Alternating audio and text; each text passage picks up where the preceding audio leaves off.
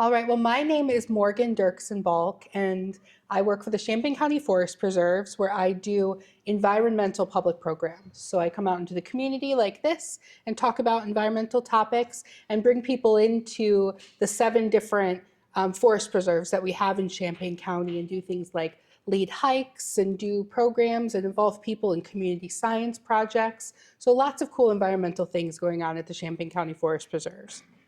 But today, I'm going to talk to you about something that you can do to be proactive in supporting native biodiversity and global biodiversity. And that's something called Homegrown National Park. Has anybody heard of this before, Homegrown National Park?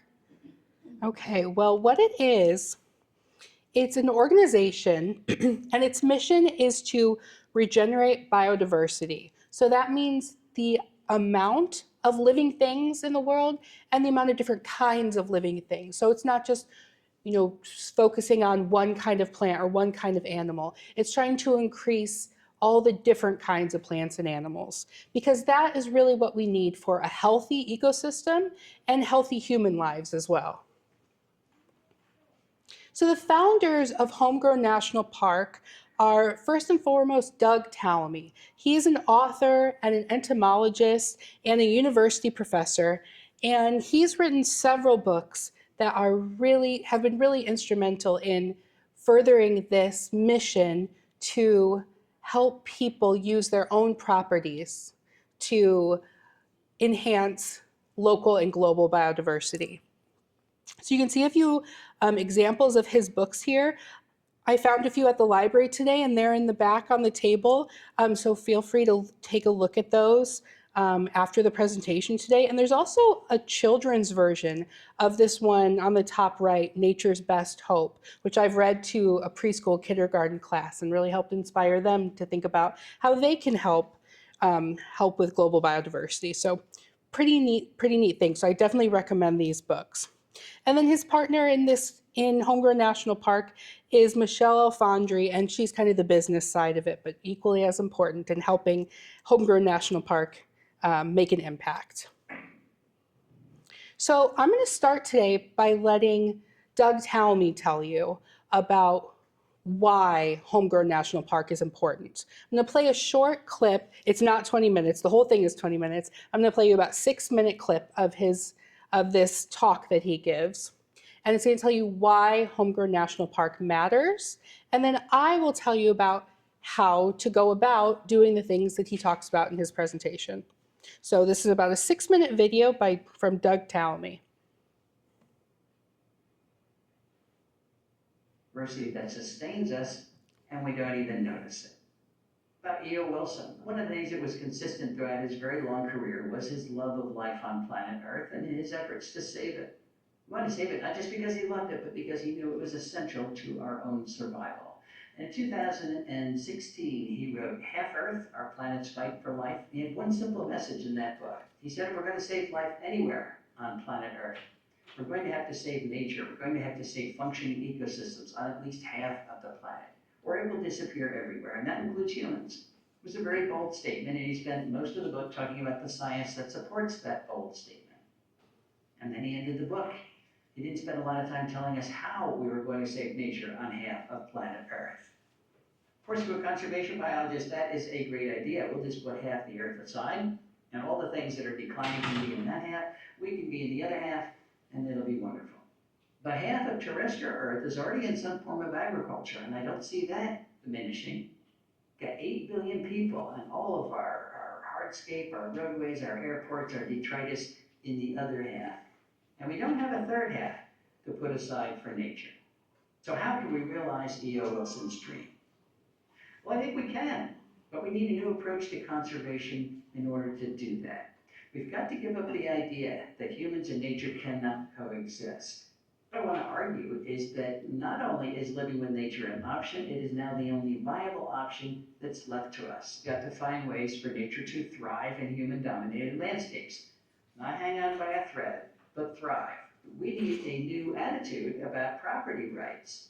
We have this idea that each one of us can own a piece of the earth, and we have the right to do whatever we want with that piece of the earth that we own. But what happens on our properties does not stay on our properties. That's because each property out there is part of a local ecosystem. So whatever we do to our properties impacts that entire ecosystem, either positively or negatively. Think about what happens when we dedicate a lot of our property to lawn. That's going to determine whether rain infiltrates when you have a storm or whether it leaves as stormwater runoff. The amount of lawn you have is going to determine how much pollution you're adding to your local watershed, how much nitrogen and phosphorus and herbicides and insecticides that are washing off your lawn. It's going to determine how much carbon you are adding to the atmosphere every time you mow. It's also going to determine whether or not you're supporting pollinators. A good lawn doesn't provide anything for pollinators. How we landscape is going to determine how much carbon we're pulling out of the atmosphere and tying up in plant tissues. If we have a lot of trees on our property, those trees are built out of carbon, and they're also pumping carbon into the ground through their root systems. But once it's in the ground, it's very stable and can stay for thousands of years. The plant choices we make for our properties are going to determine whether we're harboring ecological tumors such as Callery pear, or burning bush, or barberry, which then escape our plantings and castrate local ecosystem function because they become invasive species. Finally, how we landscape is going to determine whether or not we're supporting the local food web. Are we choosing the plants that actually host the insects that provide the bulk of the energy of that food web? Finally, how we landscape, how much lawn we have, and our plant choices are going to determine how much life our properties can sustain, which, when you add it all up, will determine how much life the earth can sustain, what the carrying capacity of the earth is. And that is an awesome responsibility. And it's an awesome responsibility that property owners don't even know they have. This also creates a grassroots solution to the biodiversity crisis. There are millions of us out there. And if each one of us recognizes that we all have a role in conservation, we all have a responsibility to be good stewards of the earth, we actually can turn this around. Remember, most of the country is privately owned. 78% of the lower 48 states is privately owned. 85.6% of the country east of the Mississippi is privately owned. So if we don't practice conservation on private property, we're going to fail. And that means that collectively, property owners are now the hope and the future of conservation. Let's return to the lawn. Lawn is the low-hanging fruit out there. It's what we can manipulate the easiest. We've got more than 44 million acres of lawn at this point, which is an area bigger than all of New England. What if we replanted half the area that is now in lawn, restored it? Forgive us, let's make the math simple. Let's say we've got 40 million acres. We cut that area in half by restoring 20 million of those acres. That's enough to create what we are calling Homegrown National Park. And it will be a huge area. It's going to be bigger than the Adirondacks, plus Yellowstone, plus Yosemite, plus Grand Tetons, Canyonlands, Mount Rainier, North Cascades, Badlands National Park, Olympic National Park, Sequoia National Park, plus the Grand Canyon, plus Denali, which is huge, plus the Great Smoky Mountains. If you add up all those parks, it's still less than 20 million acres. So Homegrown National Park will be the biggest park in the country. A feature of Homegrown National Park, of course, is what we call the Biodiversity Map. You can join Homegrown National Park for free. You simply register your property on the map, where you're located, and the amount of area that you're going to be a good steward of. Maybe you really are going to reduce the area in lawn. Maybe you're going to plant an oak tree. Maybe you're going to put an aster in a flower pot. Doesn't matter how small an area you're going to be a good steward of. Then you record that area, and your piece of your county is going to light up with a firefly. And of course, the object is to get this message to go viral so that the entire country lights up. The mission of Homegrown National Park is to motivate millions of people to regenerate biodiversity by planting native plants, removing invasive plants from their properties, and therefore reshaping their relationship with nature. What are we asking? We really are asking people to reduce the area in lawn. Lawn doesn't accomplish any of the ecological goals that our properties need to accomplish. To do that by placing it with the native plants that do accomplish those goals.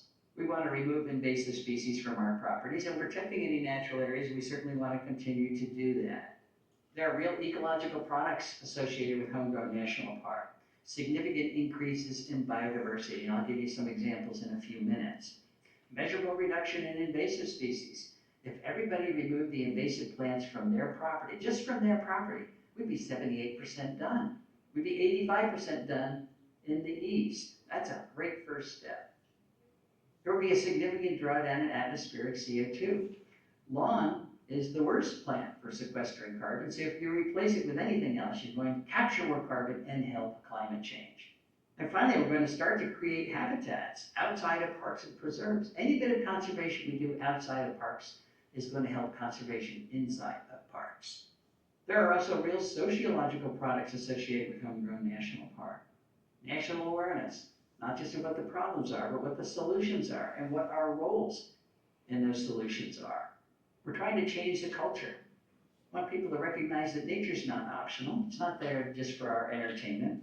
It's essential, and it's essential for everybody, which means everybody owns responsibility to sustaining it. We want to convert hope into action. Hope is good, but action is even better. And we also want to merge existing national conservation efforts like Audubon and National Wildlife Federation, Wild Ones, all the land conservancies. We want to get all these great conservation efforts onto the biodiversity map. So we have a visual of how well we're doing. Remember, we've got the 30 by 30 initiative. We want to save 30% of the US by 2030. That is not going to happen unless we count conservation that's happening on private property. And that is what the biodiversity map and Homegrown National Park is for. Homegrown National. All right. So the point of Homegrown National Park is to be able to count people's private property as something of ecological value to the wider ecosystem. So that sounds really great. I hope that sounds like something that you would endorse, but actually doing it is a little trickier. So now I'm going to talk to you about what people can actually do to accomplish this goal. So first I want to tell you, I'm going to have a lot of QR codes in this presentation. You don't have to get out your phone and snap them right now because there are handouts in the back of the room that look like this that have links to all these different resources that I'll be talking about. Because today I'm really giving you a broad overview of the steps that property owners can take to accomplish these goals, but there is more detail that you would need to look up to actually do these things. And so that's why you have these additional resources. So you'll have a sheet that looks just like this at the back of the room that you can pick up as you're leaving if you're interested in doing any of these things. So how do you get started? So first, you need to consider your approach, create a plant inventory, and make a plan. So considering your approach, the first thing you want to think about is what level of action can you realistically take or you actually want to take. Maybe you're more of an armchair wildlife habitat supporter, meaning you don't have land or you don't have land that you want to change in any way, but you do support this mission. So doing things like communicating to other people, talking to your friends, talking to family about this program, or financially supporting organizations that support conservation and biodiversity work. Those are definitely things that you can do to promote this goal. Maybe you are a landless wildlife habitat supporter. Maybe you live in an apartment with a balcony, or you don't have outside areas that you can restore. Even having a container with a single flowering plant in it, as long as it's a native plant that supports native insects mostly, that live here, that is helpful. So even that can be a step in the right direction. Maybe you do have land and you would like to change some of it, but you need to go step by step. You're not going to go and change everything all at once. Maybe you can just convert one 5x5 area of grass into a native pollinator or native garden, or make some plant choice swaps, replacing a non-native plant with something that's native. Or maybe you are ready to rip out all of your grass and replace it with a totally naturalized yard, and that's definitely something you can do as well. So after you make that decision, if you do have land that you are wanting to change, then you need to think about what you want it to look like. There are different ways that you can do this. You can have a semi-designed area where there are some person-made features in there that kind of makes it look more intentional. Maybe it's formally designed. Even a formally designed lawn can have areas that are ecologically helpful. Maybe you're cool with having semi-wild and natural, really letting plants kind of move around after you plant them, how in whatever way they freely do that. And that can look really nice. Maybe you leave some dead wood, leave some stems so that because those support native wildlife as well. And then maybe you just want totally wild and natural. You're just going to plant things, you're going to keep maintaining it, but just let it develop however nature takes it. So after you kind of decide what direction you want to go in, then you need to look at what you already have on your property. So making observations over the course of even a whole year, looking at what areas are shady, what areas stay sunny, where does water stay, looking at the yard today and seeing where is it very wet and where did it stay a little drier today, after the rains yesterday. That would be a great thing to look at because then you can make more appropriate plant choices based on those observations. And then you can also determine what plants you have. Maybe there are invasive species on the property that really need to go. So identifying those and then figuring out how to get rid of them is the first step. And there are some really great tools to help you make those identifications because not all of us, most of us, aren't able to go out and identify every plant on our property. There are lots of things we don't know what they are, and that's okay because there are lots of things to help. There are good old traditional field guides, books that you can pick up and work to identify the plants. But there's new technology too that can help. There are apps that you can use. You can use your phone and take pictures of plants and they identify them for you with pretty good accuracy. And so you can use that and it tells you what the plant is and then it'll tell you information about it so you can determine whether that's something that you want to keep on your property or something that should be removed. And there's one of the QR codes is to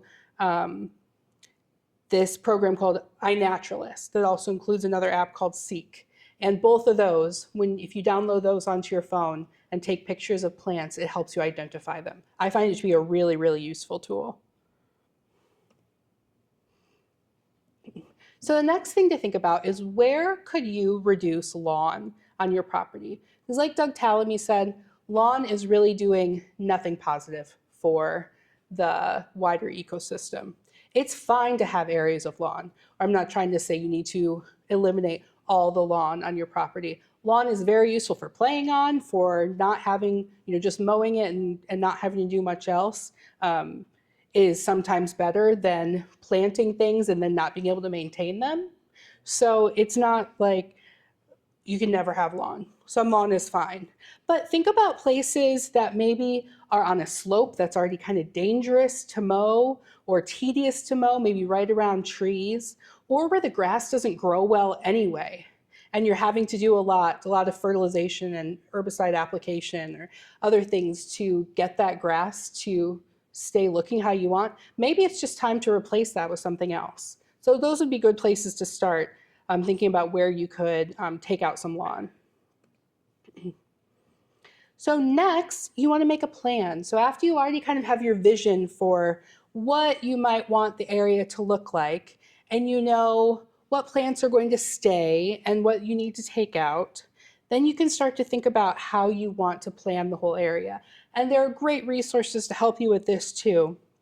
This organization, Wild Ones, can help make plans like this, like these examples. And you can think about what places you need plants that can survive wetter soil, what can be drier, what's sunny all the time, maybe what's right along the house or something and maybe stays a little warmer. Those are all great things to include and to consider when making a plan. So you also have a QR code on that sheet in the back to get you to Wild Ones to help you make these plans. And this can be as detailed or loose as you want it. Maybe you don't have to actually write anything down or draw out anything like this, but it can be helpful to kind of stay on track as you're planning out what you need to buy and keeping on a budget. This can be really helpful. While you're making that plan, something you want to consider is being able to make areas that support caterpillars. So caterpillars really have an enormous impact in ecosystem functions.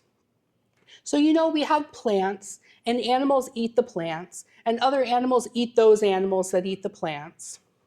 And what caterpillars do is they are really the bridge between the plants and those higher order animals. Caterpillars eat the plants and grow, and they are eaten in the millions by other animals. Birds eat so many caterpillars and bring so many caterpillars to their young. It's really their main food source for feeding fledgling birds, for feeding the young birds. So increasing the caterpillars on your property has a really outsized impact. And that's another thing about Homegrown National Park. It really points out the places and the aspects of ecological restoration that make the biggest impacts. And supporting caterpillars is one of those things. So a way that you can do that to support caterpillars, so a lot of caterpillars live in trees, they hatch in trees, and then they fall down to the ground where they go through their metamorphosis and pupate and then become their adult phase. Maybe it's a beetle or a butterfly or a moth. There are lots of different animals, lots of different bugs do this. So when they're falling down from the tree to the ground, they need a soft landing place. So letting an area, a circle area under a tree, remain soft with leaves, maybe planting some soft ground cover, not mowing that area, and keeping it relatively undisturbed can make a huge impact in supporting those caterpillars. So creating those soft landings under trees is a great place to start.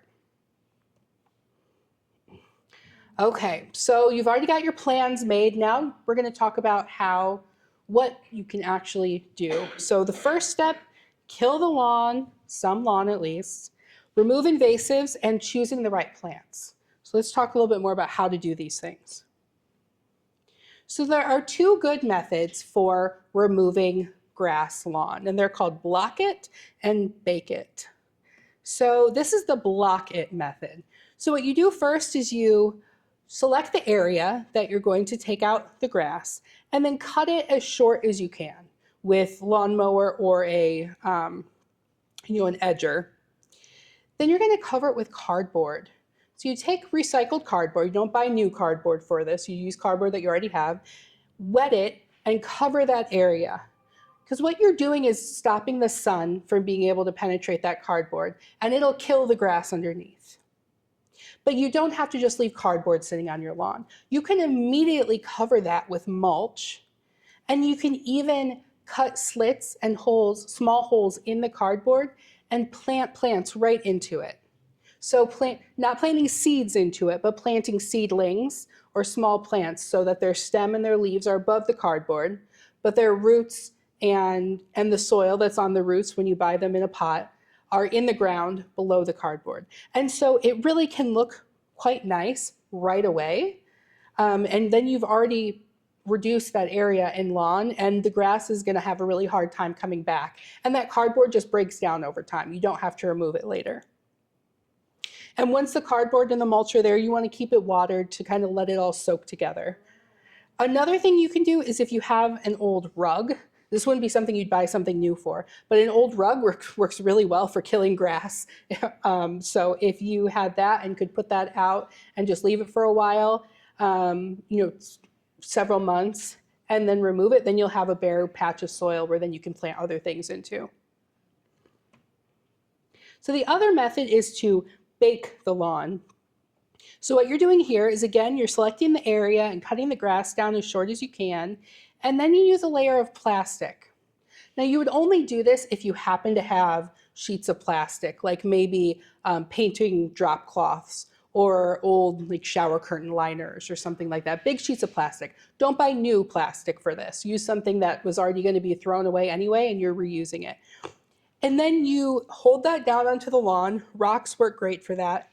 And this method works so you want to do this when it's sunny outside. It wouldn't work during the winter. It works best in the height of summer because under that plastic is going to get really, really hot. And that kills the grass right away. So the other method can take a while, can take several weeks or months. But like I said, you can cover it with mulch and put plants in it right away. So you can kind of make it look nice right away. But this, if you wanted to start with bare soil for your project, this method works really well because it kills the grass in a matter of days because it gets so hot and humid under there that the grass can't survive. And then you would take off the rocks, take off the plastic, and you've got an area of bare soil. Okay, so you've gotten rid of some of the grass. You know where you want to plant new things. Another important thing to do is to remove any of invasive species that you found. So when you did that plant inventory, you used field guides or used those apps to find out what is already growing there. If you found invasive species, which are plants that are not native to our area, aren't supposed to be growing here, have been transported here either by humans or animals or some not animals, so by humans. Humans have brought them here, and there are lots of different methods, sometimes intentional, sometimes unintentional. But those need to be removed because they don't provide the nutrition for other animals. Even if animals are eating them, they're not providing the same high quality nutrition as native plants are. They will take over landscapes and prevent other plants from growing. There are lots of ecological problems with invasive plants. So getting them out of the landscape is really important. But how you do that can matter. Some are harder to remove than others. Some require more work than others. And some you need to take special steps like taking the entire plant away and not leaving anything, not leaving any seed heads or anything because they'll continue to develop even if they've been pulled out of the ground.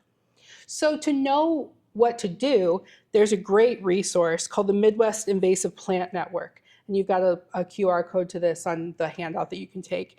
And you put in the name of the plant that you're looking to manage, and it tells you exactly what to do to get rid of it. It tells you what time of year, what method, how deep you need to dig it out, if it's okay to just take off the seed head and leave everything else and it'll be gone by the next year, what herbicides you can use on it if you want to do that. So that's a really great method for knowing exactly how to get rid of those invasive species.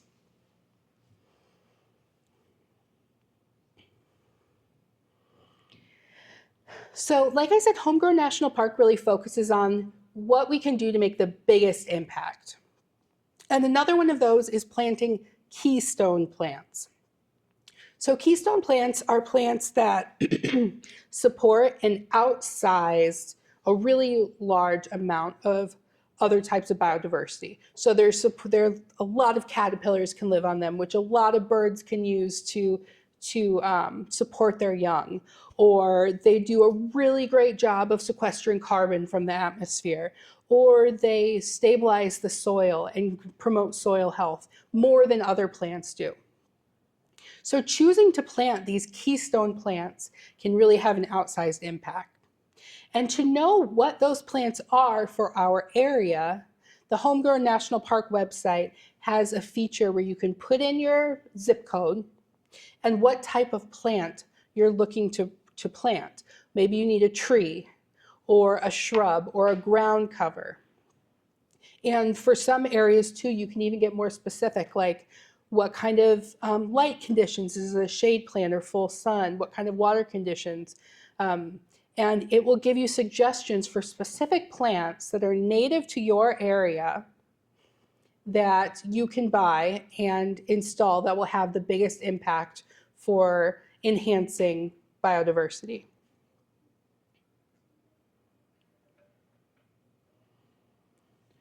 Okay, so you know what you want the land to look like or what you're going to do. You know what plants you need, but now how do you go about getting those? So we're going to talk about finding a reputable nursery, planting the plants, and then doing the monitoring and maintenance that'll be required to keep this a healthy ecosystem. So finding a reputable nursery is important because there are commercial nurseries that still do sell invasive species. The list of species that are illegal for nurseries to sell is increasing every year with legislation that adds plants to the noxious weed list, things that are really, really bad for the environment and places aren't allowed to sell them anymore. That increases, but that doesn't cover all invasive species. So doing your research about what you're buying is important. And the best way to do that is to choose a nursery that has a commitment to selling native species. And again, Homegrown National Park has a resource for this. They have lists, a directory of nurseries that support this goal and don't sell invasive species. So what you're looking for when you're buying your plant, what you're looking for at your nursery is a place that doesn't sell the invasive species that you know of, but also choosing native plants that are not cultivars. So that means gardening, we can manipulate plants in lots of ways to have characteristics that we want. And typically that is fine and can make lots of really interesting and beautiful plants. But if you're thinking about wanting to make the biggest impact on ecosystem health, choosing truly native plants instead of cultivars of native plants is the best thing to do. And also, if you're going to do seed mixes, finding a nursery that is reputable and so that you can feel confident that the seeds that you're buying are the seeds that you're intending to buy. Because there sometimes can be other seeds that you're not intending in those seed mixes. So looking at Homegrown National Park and looking at this directory and finding a list of some of these nurseries is a really great way to go. But even if you're using a different nursery that isn't on that list, ask these questions. Ask if it's a non-native cultivar or if it's a true native plant. Ask how their seed mixes are made. Look around and see if there are invasive species for sale that you know of, and see if that's a place that you can trust. So having to do a little bit of your own research is important here. I know a lot of our local conservation organizations buy plants from this nursery in the suburbs in Monique called Possibility Place Nursery. So I just want to put that on there. That's a place that a lot of conservation organizations take a trip up there to get plants from. So you need to know how and when to plant. And again, there are great resources for this. Asking the nursery where you buy the plants or looking at the online resources available for where you buy the plants is a great thing to do. But there are also resources through the Illinois Department of Natural Resources. And you've got a QR code to this on the handout in the back that you can put in the kind of plant that you want to plant. It tells you how and when to plant it to be the most successful.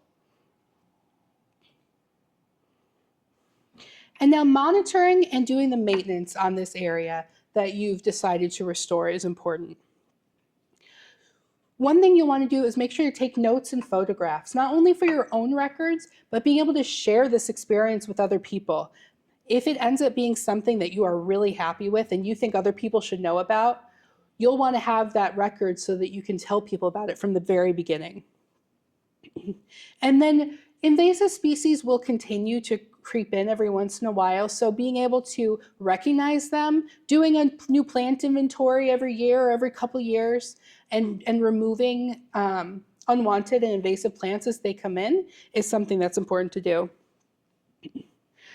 If you can, leaving leaves and dead wood is the best practice for sustaining ecological diversity because there are lots of organisms that use those resources to overwinter and to hide from predators and hide from their prey so they can find their food. It's just creating the most natural habitat that you can. And thinking about ways that you can expand that area. If you've just started with a small plot and you're thinking, if this works well, I'm going to do a bigger area next year or in a couple of years. thinking about where you're going to do that is a great thing to do too. So one thing that I mentioned is leaving the stems and dead wood. It's not always possible to leave stems because there are some places where, depending on where you live, where leaving tall stems throughout the year isn't allowed, in certain cities and certain homeowners associations.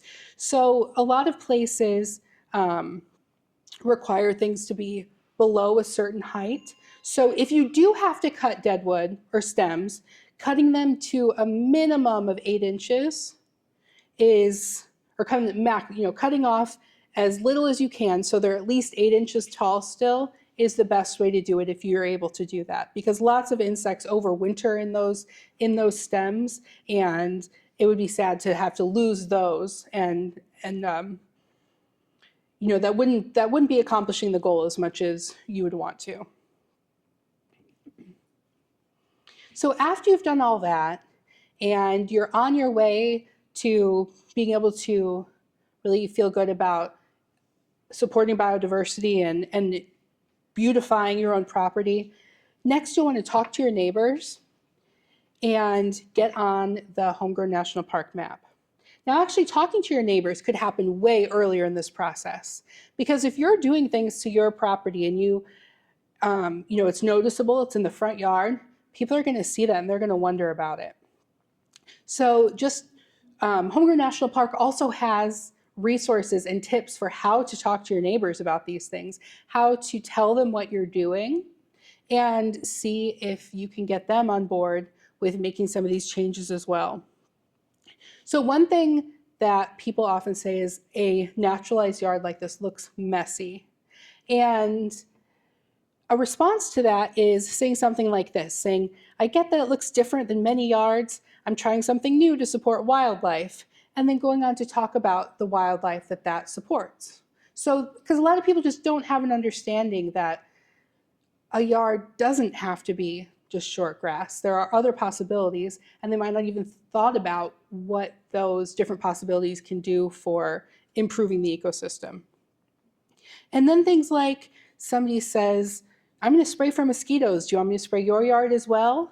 You would have some information for being able to respectfully say, no thanks, and then giving another option, like using mosquito dunks, which I can tell you about later if anybody's interested in trying that method. But you can say, I'm not spraying this year. I'm just trying to support mosquito predators instead of having to spray, I'm trying to support dragonflies and bats and birds to reduce the mosquito population. So people know, your neighbors know that you're not just letting things go wild. You have intention and there is reason behind what you're doing. And you can get on the map. This is our area's map. This was from earlier this year. So there are probably a few more properties on there now. But what you do is you make an account and you put your property on the map, and this little dragonfly pops up on the map showing that there's a place there where the property owners are dedicated to enhancing biodiversity on whatever level you're able to do that. All right, well, thank you, and I'm happy to take any questions anybody has.